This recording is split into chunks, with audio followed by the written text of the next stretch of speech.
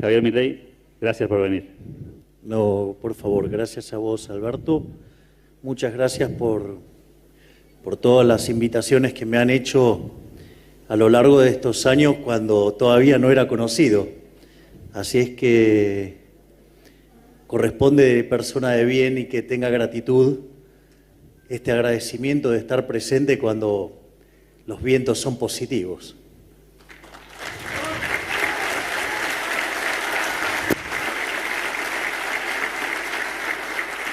Le propuse a Javier Milei que hiciéramos una suerte de diálogo para contar cosas que por ahí no siempre en los medios de comunicación se hablan, tienen que ver con la batalla cultural y con ese paso, ese recorrido en el mundo de las ideas.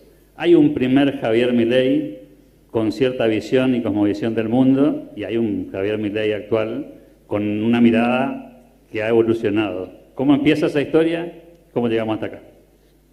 Bueno, yo cuando arranqué como economista de formación base, una de las cosas que tuve fue una formación básicamente orientada al keynesianismo, al post-keynesianismo, es decir, con visiones de socialdemócrata, pero con marco tirando a la izquierda, demasiado rojo, hoy no lo podría soportar casi. Y después hice mi primer posgrado, que fue en economía keynesiana.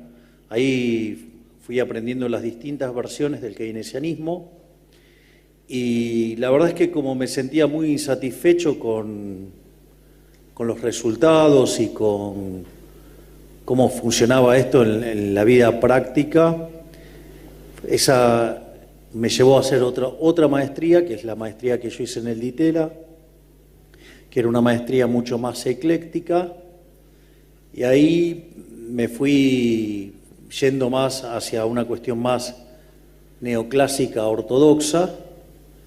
Es más, estaba muy contento con todo lo que era la teoría de los ciclos reales y demás. Y nada, pero como todo lo que es tan lindo en algún momento se tiene que terminar, vino la crisis subprime y ahí, nada, me reencontré con Keynes, no de buena manera, y me reencontré con Friedman. Ahí creo que crecí mucho profesionalmente, sumado a todo lo que había crecido cuando estuve en el estudio de Broda. Y en ese momento me di cuenta que era muy frustrante todo el tema de la coyuntura y demás. Dije, bueno, me voy a dedicar a estudiar cuestiones de largo plazo. Y entonces me empecé a dedicar al crecimiento económico. De hecho, me leí cuánto libro anda dando vuelta de crecimiento económico. Y ahí me empecé a sentir más satisfecho. Además, perdón, si tenía algún problema, como son modelos que están pensados para lógicas de 50 a 100 años, entonces tampoco me preocupaba mucho la coyuntura, pero tarde o temprano algo tenía que aparecer, que me rompiera los ojos, y fue cuando tuve que ir a exponer al World Economic Forum sobre crecimiento económico y capital humano, y en realidad sobre demografía y crecimiento. Y ahí cuando empiezo a revisar los datos de Angus Maddison, me encuentro con lo que en economía se llama el palo de hockey, que lo que hace es analizar la evolución del PBI per cápita mundial durante la era cristiana, y uno ve que desde entre el año 0 y el año 1800 el PBI per cápita estaba prácticamente constante, solo había tenido una suba del 40% durante el siglo XVI, es decir, después del descubrimiento de América, y eso daba que la tasa de crecimiento del PBI per cápita era del 0,02%, es decir, para que más o menos tengan una idea, se necesitaban 3.500 años para duplicar el PBI per cápita. Ahora, lo interesante es que cuando ustedes llegan al año 1800, el PBI per cápita empieza a despegar y en el mundo vivían 800 millones de seres humanos. Y lo interesante es que, si ustedes lo miran a hoy, el PBI per cápita creció más de 15 veces en un contexto donde la población se multiplicó por 8. Es decir, que estamos en 80 y 40, 120 veces se multiplicó el PBI. Y eso se va de patadas con algo que la teoría económica considera de manera negativa, que es la presencia de rendimientos crecientes. Porque si yo estoy multiplicando por 8 la población, el PBI per cápita debería haber estado cayendo. Y lo que ustedes tienen es que el PBI per cápita evidentemente creció 15 veces. Eso además implica, en términos de teoría económica, que estamos en lo que se llaman, técnicamente el nombre es no convexidad, concretamente es que hay estructuras de mercado concentradas y que esas estructuras de mercado concentradas, llámese monopolios, son malas. Es decir, los monopolios son malos. Frente a esa situación, quiere decir que la teoría neoclásica estaría diciendo que lo que pasó en los últimos 230 años es malo, o 224, 20, lo que ustedes quieran. Y eso es bastante loco, porque si yo tomo las condiciones de pobreza extrema, es decir, gente viviendo con menos de $1 diario, el número pasó de 95% a 5%. Entonces la pregunta era, ¿cómo puede ser que algo que haya sacado tanta gente de la pobreza, que haya generado tanto bienestar, cómo puede ser que para la teoría económica eso esté mal? Esa situación era verdaderamente, digamos, a mí me atormentaba. Además, llevaba cerca de 23, 24 años dando clases de microeconomía, entonces es como que era muy chocante que algo que había generado tanto bienestar en el planeta, digamos, la teoría económica lo considere que es algo malo. Entonces, en esa situación donde me encontraba en jaque nuevamente, tuve la dicha de uno de los analistas que tenía en el equipo, que había sido alumno mío en UADE, me trajo el artículo Monopolio y Competencia de Rothbard, que estaba publicado por Libertas, cuya traducción la hizo el papá del prócer, o sea, Alberto Venegas Lynch padre. Y yo recuerdo, es un artículo de 140 hojas, me acuerdo que me lo leí en cerca de 3 horas y cuando lo terminé de leer dije, todo lo que enseñé de estructuras de mercado hasta ahora está todo mal. Y ahí me di cuenta algunos de los problemas que tiene la teoría neoclásica. A partir de ahí empecé a interesarme en la economía austríaca. Me dijo Alberto que el querido Rodolfo Distel anda por acá. Ahí está. ¿Qué haces, Rodolfo? Entonces, me compré por internet un montón de libros de economía austríaca y fui a la librería de Rodolfo, me los compré todos y veía cosas que estaban todavía muy interesantes, así que me compré todos hasta, digamos, sacar la cuenta de la plata que me quedaba para tomar el taxi. Y como todavía había cosas que me seguían resultando interesantes, le dije, ¿vos tenés problemas que vuelva mañana? Entonces saqué la cuenta de cuánta plata tenía para comer, para ir y volver en el taxi, y fui y me compré con lo que me quedaba más libros. ¿No te fío? No, en ese momento no. Y bueno, y ahí empezamos también a construir un vínculo. Y de hecho, él terminó publicando el libro que me hizo famoso, que se llama Política Económica contra Reloj, que es cuando nosotros, junto a un par de colegas, uno un traidor y otro extremadamente traidor, mentiroso, calumniador, injuriador y demás. ¿Se imaginarán de quién hablo?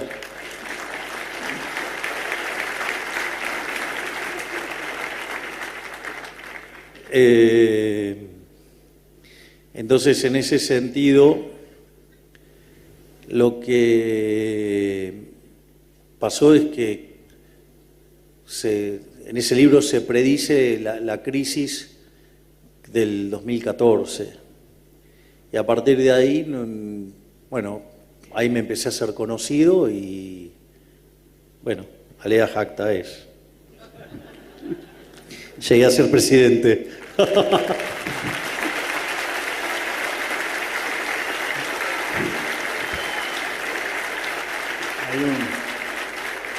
Hay una anécdota que pinta de cuerpo entero al presidente Javier Milei. Nosotros todos los 31 de julio en el Club de la Libertad le hacemos un homenaje a Milton Friedman.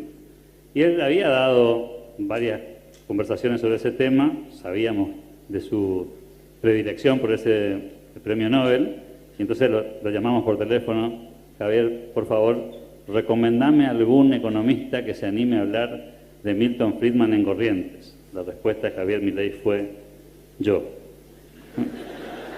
Era obvio.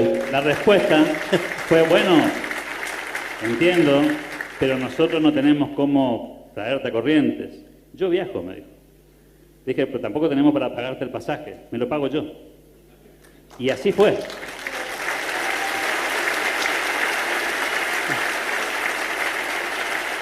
Y anda por ahí la foto de esa reunión que hicimos ahí en la calle San Martín, el 2400, en el Centro de Computación Médica, que un socio del club colaborando con nosotros siempre nos daba, y ahí diste esa charla para 14 jóvenes en aquellos años. Un primer paso hacia lo que hoy conocemos, y vale la pena agradecerlo y recordarlo. Por favor. Quiero detenerme un poco.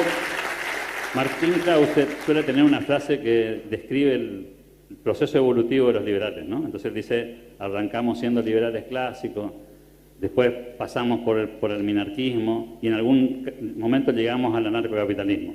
Algunos dicen que muchos liberales vuelven. ¿Cómo es tu historia? Bueno, yo arranqué de un poquitito más lejos.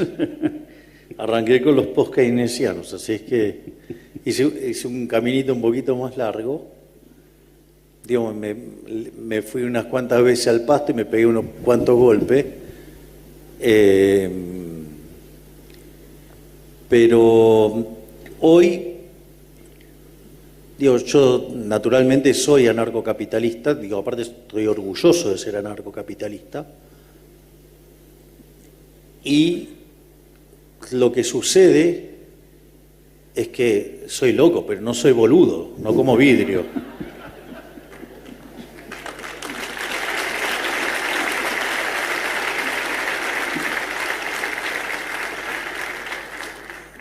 O sea, hay una frase muy linda de Milton Friedman que dice: si usted se fija, hay distintos tipos de liberales. Dice, los hay clásicos, los hay minarquistas, y si usted se fija, los hay anarquistas. Vaya que él lo sabía, si el hijo es anarcocapitalista. Así que sabía bien que había liberales anarquistas. Entonces, ahí la cuestión es dónde uno se para. Yo cuando... Hay un libro maravilloso que se llama Análisis General Competitivo de Arrow y Hahn, que es del año 71, previo a que a Arrow le den el premio Nobel junto a Hicks. En ese contexto, ellos lo que dicen es: nosotros no escribimos sobre el modelo de equilibrio general competitivo porque sea, digamos, una buena representación de la realidad, sino que planteamos esto como un marco normativo para hacia dónde ir. Y yo tomé eso, digamos, con el anarcocapitalismo. O sea, el anarcocapitalismo es nuestro ideal, y la realidad es que estamos tan lejos de ese ideal que la verdad que todas las discusiones entre liberales y el liberalómetro y todas esas tonterías, lo único que hacen es ser funcional a los rojos y a los estatistas, y que son peleas que no tienen sentido, o sea, porque la realidad es que cuando uno toma las restricciones, digamos, hay muchos ANCAPs que dan recomendaciones en el vacío, sin contemplar lo que se llama condición de Estado, que es la vida real, digamos, qué sé yo. A mí me gustaría una mesa ovalada, Alberto, pero es cuadrada. Bueno, yo la quiero ovalada. Y me entendés, te imaginas que yo te hago un escándalo porque la mesa no es ovalada y entonces me voy y la... Idiota. O sea, bueno, hay muchos ANCAPs de esos, o sea, que ignoran directamente la condición de Estado. Es decir, la realidad es la que es. O sea, yo digo, no importa si me gusta o no me gusta, es la que es. Y después hay otro tipo de restricciones que vos las podés levantar y otras no. Lo que sí es, que yo sí tengo claro, es que no hay nada más cobarde que quedarse de afuera y tirar piedras desde afuera. Porque les puedo asegurar que meterse en este barro no es gratis. Es decir, yo he recibido todo tipo de injurias, calumnias, han dicho cosas verdaderamente aberrantes de mí, de mi hermana, de mi familia. O sea, el sistema se defiende. Entonces, y una de las cosas que yo descubrí, por eso digo, cada día soy más rothbardiano, es que la pelea se da desde adentro. Porque la verdad es que si uno quiere ganar el partido, no sé, la hinchada de Argentina es muy linda, muy maravillosa, pero yo pongo la pelota en la mitad y por más que grite muy lindo y todo, no se mueve la pelota. Es decir, los partidos los gana Messi, los ganan los jugadores, los gana Messi, y entonces eso de estar tirándole piedra a los propios me parece de mediocres y sobre todas las cosas de cobarde. ¿Puedo contar una anécdota ahí? Sí, claro. Corría el 2020, plena pandemia, y Javier Milei mandó un mensaje, una llamada telefónica, y anunció un par de días antes que la batalla cultural era necesaria, pero no era suficiente, y que había que dar el paso hacia adelante. ¿En qué momento hizo ese clic para pasar de esta discusión ideológica, si se quiere, abstracta en algún punto, a este otro plano en el que comprendiste que había que dar el paso hacia adelante? Bueno, yo estaba muy involucrado con la batalla cultural. Siempre fui muy cuidadoso con el tema de las restricciones. En eso siempre fui muy prolijo. Puede ser por mi formación matemática. Y en un momento, yo, como parte de la batalla cultural, yo vivía de dar conferencias. Pero para mí era importante tener acceso a los medios de comunicación, porque eso es lo que me permitía hacer como una suerte de marketing, y eso era lo que me permitía viajar y poder cobrar por las conferencias y llevar un nivel de vida aceptable. Y en ese contexto, yo cuando viene la primera vuelta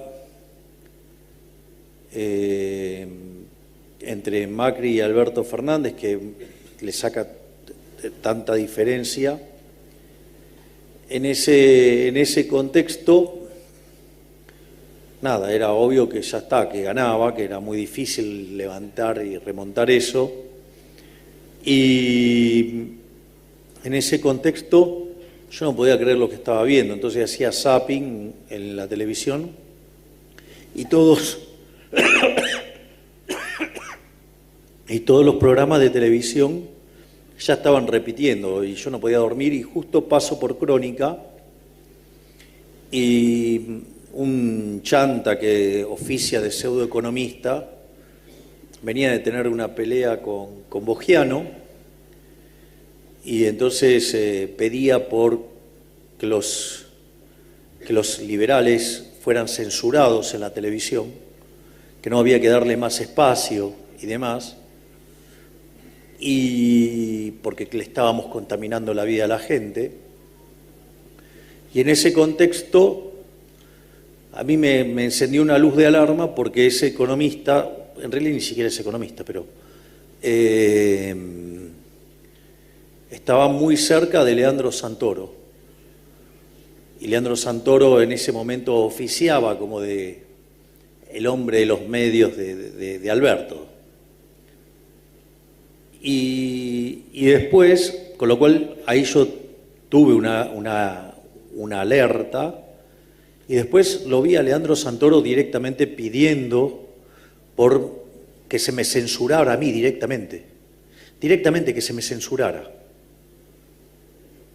Hay casos más groseros, digamos, y menos groseros, pero lo ha hecho con Fontevecchia, lo ha hecho con Dugan y en otros espacios de C5N, donde directamente pedía por la censura de mi persona.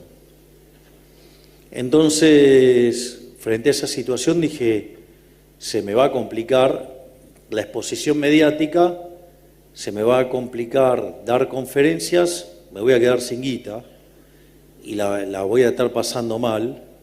Entonces dije, bueno, ¿qué hago? Y entonces un día estaba en una mesa cenando y estaba con mi hermana y vino una persona, me dice, qué interesante, toda la batalla cultural, y me pone una boleta y me dice, ¿dónde está la ciudad de Milei acá? Me dice, mirá, si vos no te metés acá, si vos no le disputás el poder real, acá no pasa nada. Es decir, mientras que vos no le estés disputando el poder real, no vas a conseguir nada. Entonces ahí medio como que nos quedamos desconcertados. Me dijo, vení la semana que viene y me decís. Y cuando nos fuimos con el jefe, dijimos, che, ¿y esto? Y bueno, entonces decidimos meternos. Eso además ocurrió en el medio de la pandemia y ahí nos decidimos a dar la batalla en el plano de la política. Y ahí es cuando empezamos, primero arrancamos con Expert y una vez que empezó a andar el proceso, sentíamos la necesidad de construir nuestro propio proyecto y fue que nos presentamos en Capital Federal. Yo recuerdo que lo primero que nos dijeron era que éramos muy simpáticos para hablar en televisión, pero que no conseguíamos votos. Después de eso nos dijeron que no íbamos a poder formar partido, y formamos partido.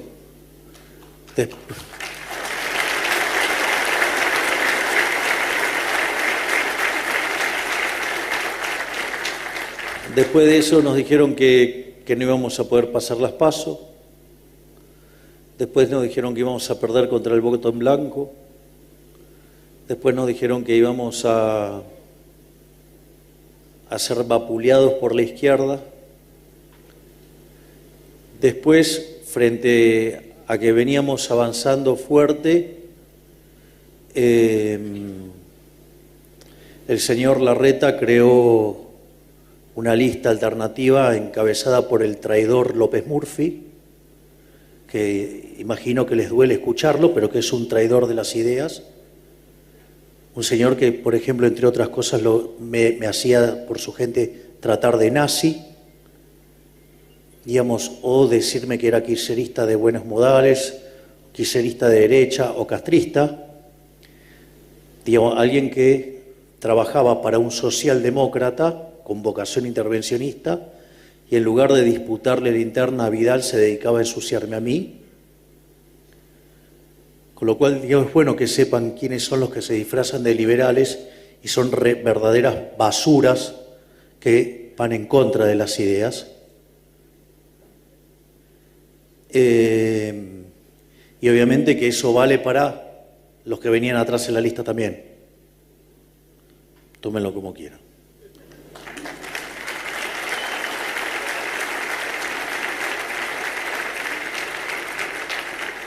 Miren, yo les voy a decir algo. Hay una frase en política que dice que el que traiciona una vez, traiciona siempre. Por eso hace poco dije, para los traidores no hay tabula rasa.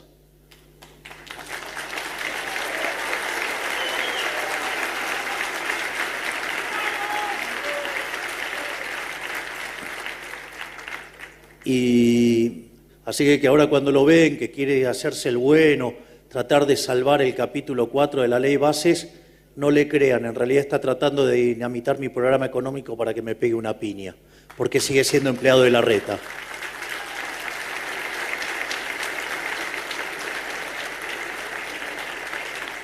Y entonces fuimos a la elección, digamos, estaba la expresión supuestamente liberal para la gente con los anabólicos de Larreta de López Murphy, y estábamos nosotros.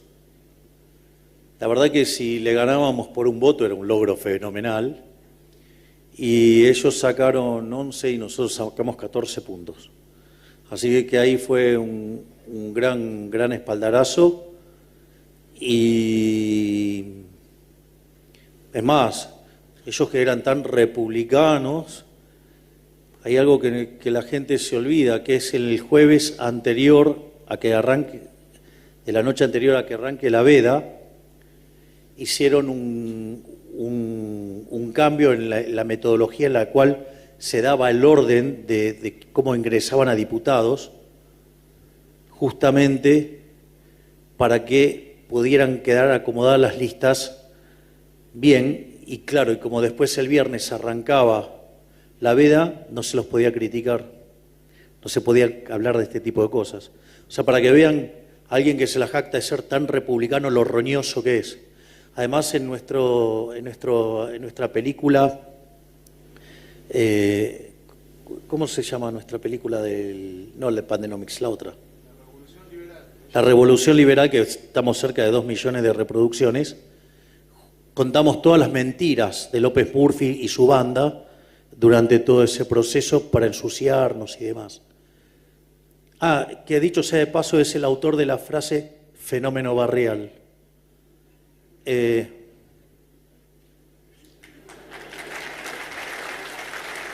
sí que la vio. Pero más allá de eso, después terminamos sacando el 17% de los votos, o sea, con lo cual tuvimos 2 bancas de diputados nacionales, tuvimos 5 bancas a nivel, digamos, de capital federal. Y entonces ahí también pasó algo muy lindo, que es que cuando asumimos, un periodista muy grosero, tratando de provocarme, ¿no?, y agredirme, cuando estábamos por asumir con victoria, me hace una nota y me dice que qué podíamos hacer si íbamos a ser 2 diputados en 257. Es decir, que la propia dinámica de la Cámara nos iba a absorber y no íbamos a poder ser parte de ninguna comisión ni de nada, con lo cual, que éramos la insignificancia misma. Y en ese contexto yo le dije que a mí lo que me guiaba era el primer libro de Macabeos 3:19, que dice que la victoria en la batalla no depende de la cantidad de soldados, sino de las fuerzas que vienen del cielo. Y efectivamente, si ustedes toman los discursos de la Cámara, los discursos más vistos en la historia de la Cámara son los discursos que di yo. Es decir, mis discursos les ganan a discursos que llevaban muchísimos años y por temas muchísimo más calientes, al margen de todas las reproducciones que podíamos tener en nuestras propias redes sociales. Y cuando llega el momento de cobrar la primera dieta, en una idea maravillosa que tuvo el jefe, la sorteamos. se anotaron como 1 millón de personas para ese sorteo, y eso lo hicimos en Mar del Plata, lo hicimos en las escalinatas del Costa Galana, y ese día convocamos, a pesar de lo frío que estaba y ventoso, convocamos más de 10.000 personas, y después fue tapa en cerca de 30 países del mundo lo que habíamos hecho. O sea, en aquel momento eran como 200.000 pesos y habíamos conseguido, era la campaña publicitaria más grande del mundo, con 200.000 mangos habíamos salido en 30 países del mundo, o sea, era una obra de arte. Gracias, jefe.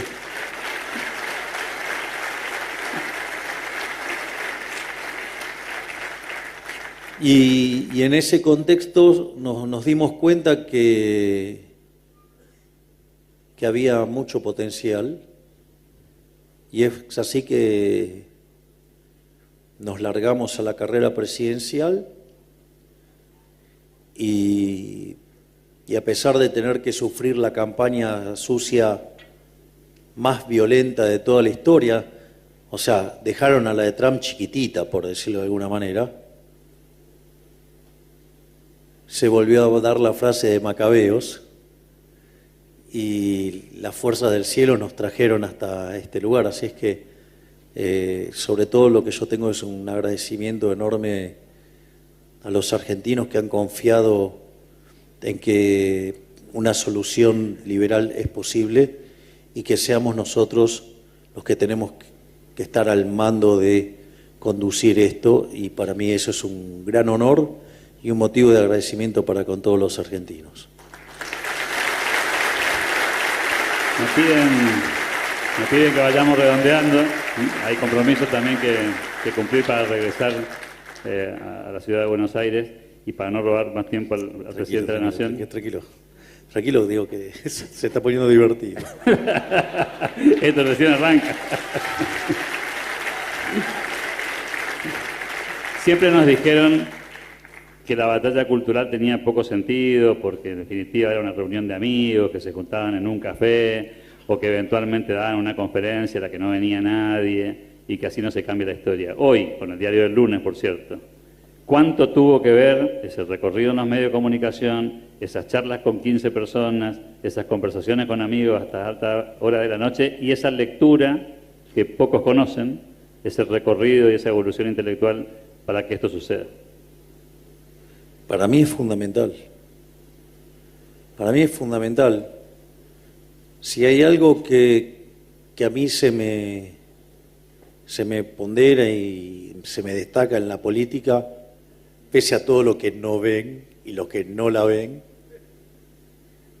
es que nadie puede dudar que estoy convencido. O sea, yo estoy convencido. El rumbo está claro. Y eso es importante, porque hay un dicho que dice que el que no sabe lo que busca no entiende lo que encuentra. En cambio, cuando uno tiene un ancla conceptual tan clara, eso es una herramienta muy poderosa.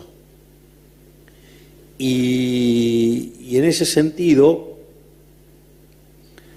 como insumo, es muy importante, pero la batalla cultural no se tiene que dejar de lado. No es la batalla política o la cultural, es y la cultural. De hecho, nosotros hacemos batalla cultural aún desde la política. Entonces, de repente hay gente que no entiende algunas cosas que hago. No sé, por ejemplo, si yo de repente decido discutir con un artista popular, el problema no es el artista popular. O sea, ¿ustedes se imaginan que yo me ponga a hablar de Gramsci y de cómo, digamos, interactúa, digamos, el tema de la educación, el tema de los medios de comunicación, la cultura? Digo, me pongo a hablar de eso, es un bodrio, nadie me va a dar ni 5 de pelota. O sea, pero además nadie me lo va a preguntar, a nadie se le ocurre preguntarme semejante cosa. Que es Ahora, si yo, digamos, mediante una discusión de esas características, te traigo a la mesa todos los excesos que cometen gobernadores e intendentes con los recursos usurpados del sector privado, porque yo no dejo de pensar que el Estado es una organización criminal, violenta, que se financia con una fuente coactiva de ingresos llamada impuestos.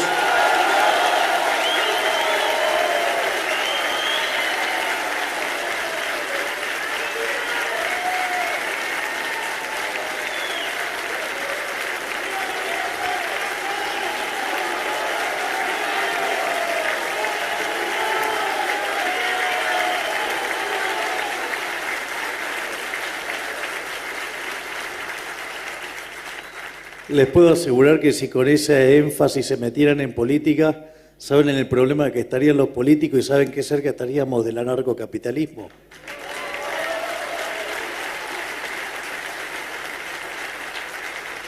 Entonces, si ustedes en principio entienden que los impuestos son un robo, punto de base, y que jamás un político lo va a poder gastar en lo que ustedes quieren de la manera que ustedes quieren, porque además, aun cuando lo gastaran en lo que ustedes quieren, el solo costo de transacción ya es un problema, y además tampoco conocen sus preferencias, así que tampoco va a ocurrir. Pero si además esos recursos que a ustedes se los robaron, ya sea el político lo utiliza, o sea, para transformar la cultura, es decir, utiliza a artistas para venderle a ustedes el pescado podrido de la política, o sea, le están robando el dinero para además lavarle el cerebro. Lo mismo que hace la educación pública y lo mismo que hacen los medios de comunicación. Entonces, por ejemplo,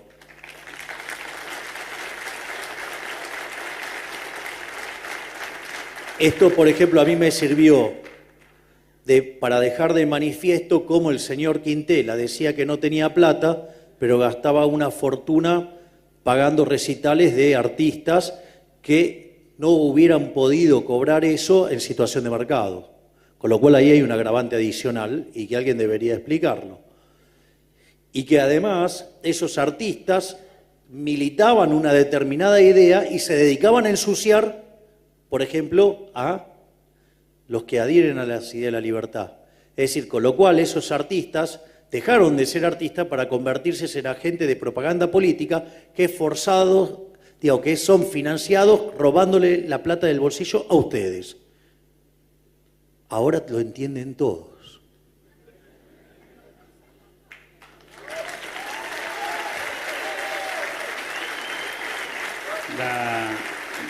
La instalación del debate público y el cambio cultural que ha habido en Argentina en los últimos años, de esa tendencia más a validar la intervención del Estado en un montón de ámbitos de la vida, a esta nueva visión en la que muchos empiezan a revisarse esta mirada y empiezan a comprender cuán peligroso puede ser ese excesivo intervencionismo del Estado. ¿Crees que es un camino sin retorno?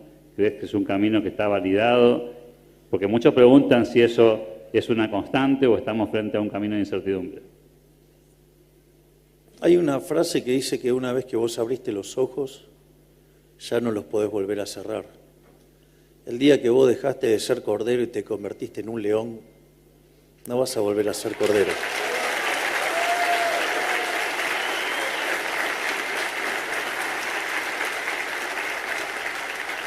Y eso el 56% de los argentinos lo vio y se despertó.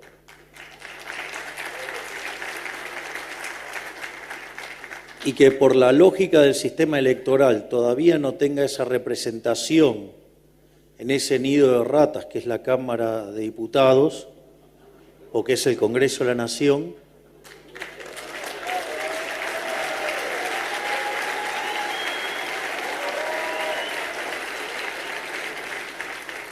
bueno, esto está bueno porque una de las cosas por las cuales los políticos no ven y no entienden lo que yo hago es que partimos de premisas distintas.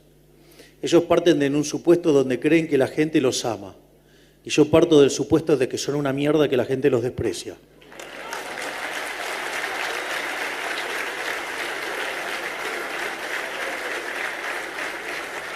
les puedo asegurar que los resultados cambian sustancialmente con ese supuesto. Entonces, nosotros, por ejemplo, nosotros enviamos un decreto de necesidad y urgencia. Tío, Argentina con 210% de inflación, con la inflación en la punta corriendo al 17.000%, con 47% de pobres, como ahora ha dibujado la UCA, y demás, eso no eran condiciones de necesidad y urgencia. Digo, están mirando la película en otro lado. Y nosotros también mandamos la ley de bases y punto de partida para la libertad de los argentinos, que entre los dos documentos son cerca de 1000 reformas estructurales. ¿Se acuerdan que decían que nosotros no teníamos plan? Al tercer día, cuando pudimos nombrar las autoridades del Central, lanzamos un plan de ajuste, un plan de estabilización ortodoxa, que básicamente era déficit cero, sanear el Banco Central y liberar el mercado de cambios, digamos, mediante paulatinas pasos hasta poder limpiar el money overhang y arreglar el problema del Banco Central. Y tuvimos que esperar algunos días hasta que nos pudiéramos nombrar las autoridades del Banco Central, que de hecho decían que era imposible hacer el ajuste que nosotros proponíamos. Nosotros dijimos que íbamos a terminar el año 2024 con déficit cero, es decir, con equilibrio financiero. Nosotros creíamos que lo íbamos a lograr el equilibrio primario en enero y el financiero en marzo. Bueno, lo logramos en un mes en enero.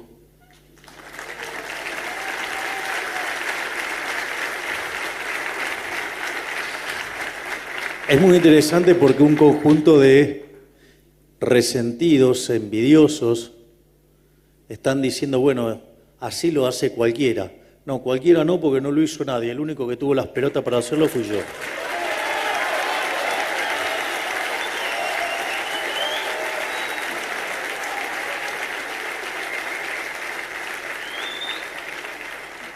Por otra parte, lo que tiene que ver con el DNU y con la ley de bases son 1000 reformas estructurales que nos permiten el índice de libertad económica mejorar 90 puestos. Es decir, pasar a niveles de libertad económica parecidos a Alemania. Eso haría que nosotros en 20 años podríamos parecernos a Alemania. Pero bueno, la miserabilidad de la casta política frente a sus privilegios que no quiere ceder, empezaron a sacarle pedazos a la ley, empezaron a mutilarla, empezaron a desguazarla, empezaron a defender sus tongos, y frente a esa situación decidí levantar la ley. Levantamos la ley y ¿qué es lo que hicimos? Los expusimos a todos. Es decir, aquellos que decían que estaban a favor del cambio, y en realidad les mintieron a todos, no están a favor del cambio. Se disfrazaron de agentes del cambio para defender sus privilegios de casta política. Y la verdad es que si uno parado ex ante con 38 diputados, la realidad es que ex ante lo más probable era que no pasara la ley. Con lo cual todas esas críticas de que hay mal manejo del oficialismo, las críticas sobre Martín Menem, que hace un trabajo fenomenal, son todas estupideces, porque es lo que se llama la falacia del nirvana. Digo, ustedes no pueden comparar el accionar de Martín Menem como si tuviera mayoría calificada. Digo, eso es propio de un idiota. Bueno, hay un montón de idiotas, sobre todo los que no la ven. Y lo otro es, la realidad es que esas reformas, obvio que nos permitirían, por ejemplo, duplicar el PBI per cápita en 7 años, y si estamos así con este marco que tenemos ahora, duplicar el PBI per cápita nos podría llevar, no sé, 30 años, 25 años. Claramente las consecuencias en términos de bienestar, en términos de caída de pobreza, indigencia, no son triviales, pero la miserabilidad de la política que defiende sus privilegios, no le importa que ustedes estén peor, porque lo único que les importa a ellos es estar bien ellos. Y en ese contexto, fíjense qué loco, ¿no? Porque a todos los presidentes le dejaron pasar un montón de decretos de necesidad y urgencia. Nosotros es la primera vez que un decreto le devuelve libertades a la gente, promueve estructuras de mercado competitivas, no proempresa, competitivas, y además elimina un montón de privilegios de la política. Y sin embargo se oponen ferozmente. Es raro, ¿no? Bueno, no es raro. De vuelta, cambiemos el supuesto sobre que los políticos no son ángeles y son soretes, ahí les va a dar bien.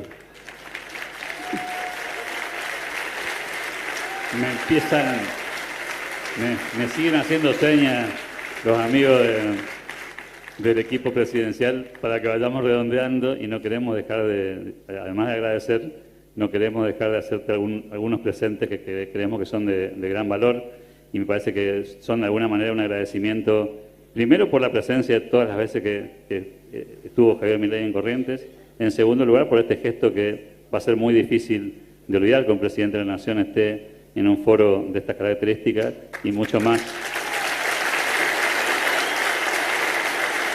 Y mucho más aún, casualmente en los 10 años y a pocos meses de iniciar la gestión, así que si alguien me facilita, voy a agradecer mucho, así le puedo entregar en mano al presidente. Lo que quiero decir es que el agradecido soy yo.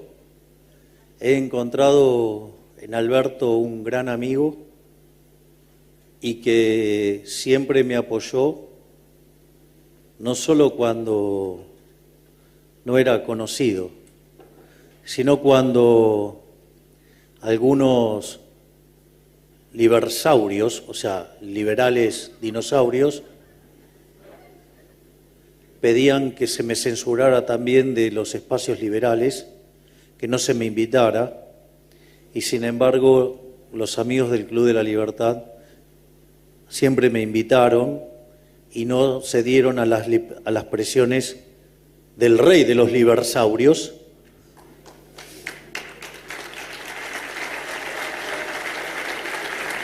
Así es que no importa, digamos, qué rol uno le toque, cuál es el trabajo que tenga hoy, ¿no? Digamos, uno tiene que ser agradecido independientemente de que hoy tengo un trabajo un poquito más sofisticado. Un poquito más complicado. Si alguien me facilita, le agradezco, presidente. Les agradezco a todos y les pido un aplauso muy fuerte para el presidente de la Nación.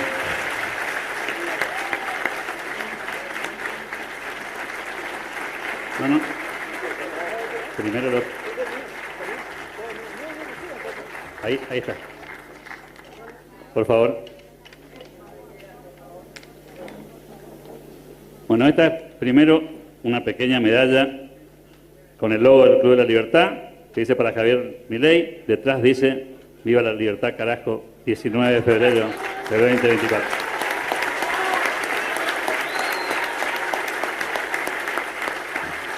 Lo segundo, más breve, la caridad bien entendida empieza por casa, y acá sí me gustaría que vos expliques de qué se trata esto. No, por favor. ¿No? Bueno, esto tiene más que ver con lo judaico y por supuesto con un símbolo que significa mucho para los que profesamos la fe. Así que también agradecido como un regalo personal. Y Caíto Leconte quiere entregarte una colección. Primero te quiero entregar, en nombre de Corrientes, la bandera de Corrientes. La bandera de Corrientes tiene un lema que es un ideal para todos los correntinos y fue hace 170 años un ideal: patria, libertad, constitución. Ese era el ideal de Corrientes. 5 ejércitos libertadores presentó para luchar por la libertad. Y decían que Corrientes, sus ejércitos, no sabían decir la palabra libertad porque hablaban en guaraní. Y entonces un tribuno escribió Ayererecó Cuajacatú, que quiere decir yo me sé gobernar y tenerme bien. Ese es el lema de Corrientes, Ayererecó Cuajacatú. Y dicen que era un pueblo bárbaro que salió de los montes para pelear por la libertad. Nosotros queremos que sepa, Javier Milei, en Corrientes, en el Club de la Libertad, por el Club de la Libertad, tu voz no está sola. Siempre te vamos a acompañar como lo hemos hecho hasta ahora, porque reivindicás la libertad. Entonces, cuando te quiero entregar la bandera de Corrientes, con la inscripción, con nuestro lema, Patria, Libertad, Constitución,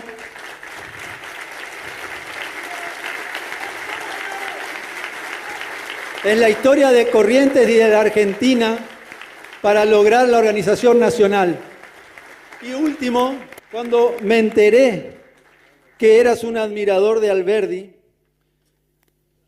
en mi familia existe este libro de Alberdi que son sus obras completas desde 1886 cuando se editó por primera vez, a 2 años de su muerte. Eso muestra la estirpe liberal de siempre de la familia y de la gente de Corrientes. Cuando me enteré que Alberdi era alguien que te gustaba mucho, decidí yo, que hoy soy el dueño del custodio de esta reliquia familiar, entregártelo a ti, porque yo sé que estará en buenas manos. Mis hijos no van a heredar esto como lo heredé yo, pero mis hijos, que sí la ven, me dijeron, papá, nosotros vamos a heredar una Argentina en libertad. Javier Milei.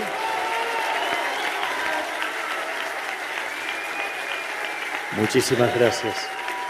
Gracias. Son 3 tomos. Sí, no, perfecto. Muchísimas gracias. Les pido, por último, un fuerte aplauso para el presidente de la Nación. Gracias. ¡Viva la libertad, carajo! ¡Viva la libertad, carajo! ¡Viva la libertad, carajo! Muchas gracias. Gracias a todos. Le pedimos a los directores una fotografía con todos juntos. Edgardo, Carlos, una fotografía todos juntos con el presidente y con los 7. Ahí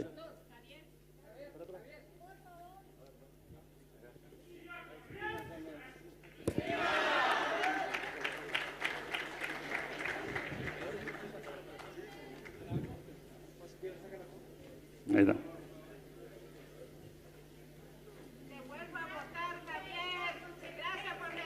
Queremos agradecer a todos los presentes, gracias por la presencia aquí, hasta cada actividad del Club de la Libertad. Y muchas gracias a todos. Muchas gracias a todos. Muchas gracias a todos. Gracias, Javier.